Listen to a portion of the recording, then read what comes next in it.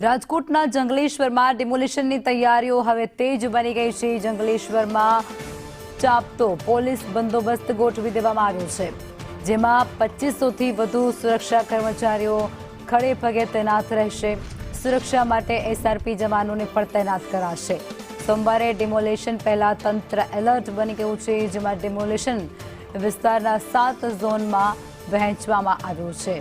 રાજકોટનું જંગલેશ્વર વિસ્તાર જે સતત કેટલાય દિવસોથી ચર્ચાનો વિષય એટલા માટે છે કારણ કે ત્યાં જે લોકો વસવાટ કરી રહ્યા છે તે લોકો સરકાર સમક્ષ સતત આજે જે કરતા રહ્યા છે, સતત તેઓ માગણી કરતા રહ્યા છે કે સરકાર તેમના જે રહેણાંક વિસ્તારો છે તેને હટાવે નહીં।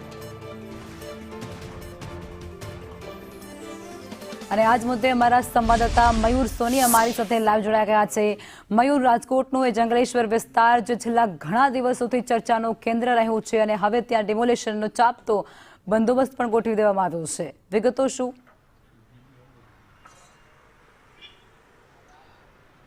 બિલકુલ, હું તમને સીધા દ્રશ્યો જંગલેશ્વરના બતાવવા માંગીશ। જંગલેશ્વરને અલગ અલગ 7 ઝોનની અંદર વિભાજિત કરવામાં આવ્યું છે। પોલીસ બંદોબસ્ત મૂકી દેવામાં આવ્યો છે। એસઆરબીના જવાનો છે એમની મદદ સુરક્ષા માટે લેવામાં આવી છે। મહાપાલિકાના વિજિલન્સના સ્ટાફને પણ તૈનાત કરી દેવામાં આવ્યો છે।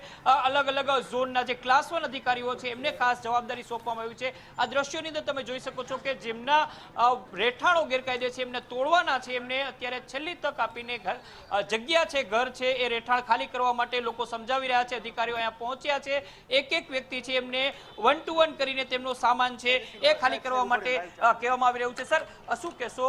લોકોને સમજાવવામાં આવી રહ્યા છે કે એઓને સોમવાર પહેલા જગ્યા ખાલી કરી દેવામાં આવી? સમજાવવા આવ્યા છે અને મદદ માટે આવ્યા છે।